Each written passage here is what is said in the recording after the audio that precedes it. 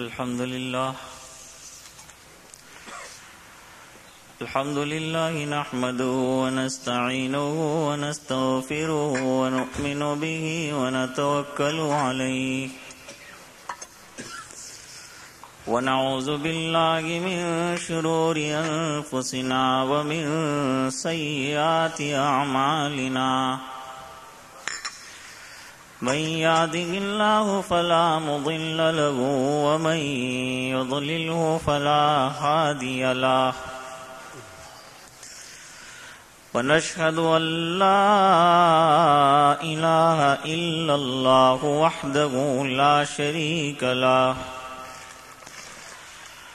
ونشهد أن محمدا عبده ورسوله أرسله بالحق بشيرا ونذيرا وداعيا إلى الله بإذنه وسراجا منيرا من أطاعه فقد فاز فوزا عظيما ومن عصاه فقد ضل ضلالا مبينا أما بعد فأعوذ بالله من الشيطان الرجيم بسم الله الرحمن الرحيم وإذ ابتلى إبراهيم ربه بكلمات فأتمهن قال إني جاعلك للناس إماما قال ومن ذريتي قال لا ينال عهد الظالمين صدق الله العظيم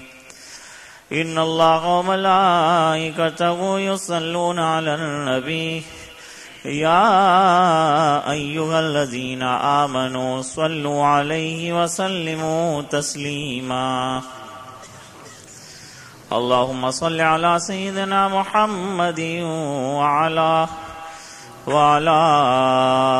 آل سيدنا محمد وأصحابه وأزواجه وبارك وسلم.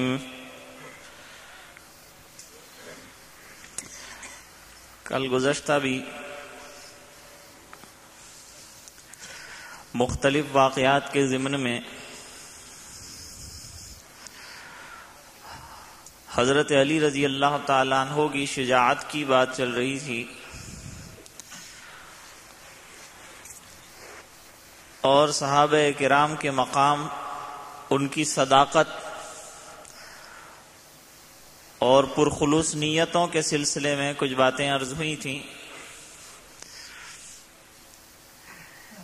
اسی میں حضرت علی رضی اللہ تعالیٰ عنہ کا یہ واقعہ ذکر ہوا تھا کہ حضرت زبیر رضی اللہ تعالیٰ عنہ جو مخالف صف میں موجود تھے وہاں تک گھوڑا دوڑا کر تشریف لے گئے حضرت علی رضی اللہ عنہ، اور سلام علیک کے بعد ان سے کہا کہ تمہیں ایک بات پوچھنا چاہتا ہوں، معلوم نہیں تمہیں وہ یاد بھی ہے یا نہیں. حضرت زبیر رضی اللہ تعالی عنہ نے فرمایا کہ پوچھو کیا بات. کہ ایک روز ہم مسجد نبوی کے سامنے سے گزر رہے تھے، آپ صلی اللہ علیہ وسلم نے ہم دونوں کو ہاتھ میں ہاتھ ڈالے ہوئے دیکھا تو بلایا، اور بلا کے تم سے یہ سوال کیا تھا کہ زبیر تمہیں حضرت علی رضی اللہ عنہ سے بہت محبت ہے، تو تم نے اقرار کیا تھا. اس کے بعد آپ صلی اللہ علیہ وسلم نے فرمایا کہ ایک دن وہ آئے گا کہ تم مخالف صف میں حضرت علی کے خلاف لڑو گے. یہ بات یاد ہے؟ حالانکہ حضرت علی اس وقت اپنی سچائیوں پر قائم ہوں گے. یہ بات تمہیں یاد پڑتی ہے یہ حدیث آپ صلی اللہ علیہ وسلم کی؟ اب ان حضرات کی سچائی دیکھو، آئے ہیں تو مقابلے کے لیے اور بیٹل فیلڈ میں ہیں، اور پھر اپوزٹ پارٹی میں ہیں، لیکن کمال یہی ہے نا صحابہ کرام کے دل نہایت صاف ستھرے۔ آج تو مزاج یہ ہو گیا کہ ایک آدمی جب مخالفت پر آتا ہے تو اگر کوئی فریق مخالف سچی بات کہتا ہے تو اس کو بھی رد ہی کر دیتا ہے۔ امام اعظم ابو حنیفہ رحمت اللہ علیہ نے مناظروں سے روکا کہ مناظرے مت کرنا، ڈیبیٹس مت کرنا۔ لوگوں نے سوال کیا کہ حضرت آپ خود تو ڈیبیٹ کر چکے اور کرتے ہیں اور ہمیں آپ نے منع کیا۔ فرمایا کہ الحمدللہ ڈیبیٹ کرتے ہوئے اور مناظرہ کرتے ہوئے میرا مقصد یہ ہوتا ہے کہ سامنے والا کوئی سچی بات کہے تو جلدی سے اس کو قبول کر لوں، ورنہ اکثر یہ ہوتا ہے کہ ہر چیز کو رد کرنا مخالفت میں آدمی کا مزاج بن جاتا ہے۔ لیکن صحابہ کرام کی سچائی کا عالم دیکھو کہ حضرت زبیر رضی اللہ تعالی عنہ نے فرمایا کہ علی تم نے بالکل سچ یاد دلا دیا، میرے ذہن سے نکل گئی تھی یہ بات، اب یاد آ گئی۔ فرمایا تھا حضور نے تم نے بالکل سچ بات کہی ہے۔ اب جب سچائی کو یاد دلا دیا اور یہ بھی اقرار کر لیا کہ ہاں یہ بھی فرمایا تھا کہ اس وقت آپ حق پر ہوں گے، بس تو کہاں اب لڑنے کا کوئی سوال پیدا نہیں ہوتا۔ حضرت علی رضی اللہ تعالیٰ عنہ نے فرمایا میں تم کو ہٹانے کے لیے نہیں آیا، یاد دلانے کے لیے آیا ہوں، یاد دلا دیا ہے تم کو، اب آگے آپ کی مرضی، میں یہ نہیں کہوں گا کہ آپ چلے جاؤ۔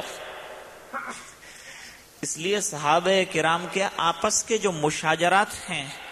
اس کے اندر عوام کو کلام کرنے ہی سے روک دیا گیا ہے کہ یہ جو ہے معلوم نہیں کیا سے کیا صحابہ کے لیے کہہ بیٹھیں گے، اور عظمت صحابہ کے خلاف کوئی بات زبان سے نکل گئی تو ایمان کا خطرہ ہے۔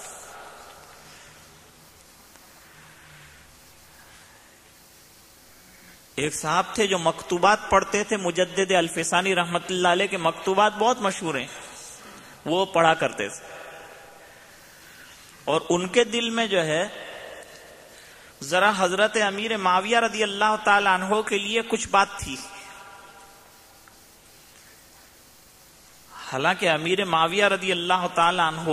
یہ کاتبین وحی میں سے ہیں، اور حضرت عمر رضی اللہ تعالی عنہ ان کی بڑی تعریف فرمایا کرتے تھے۔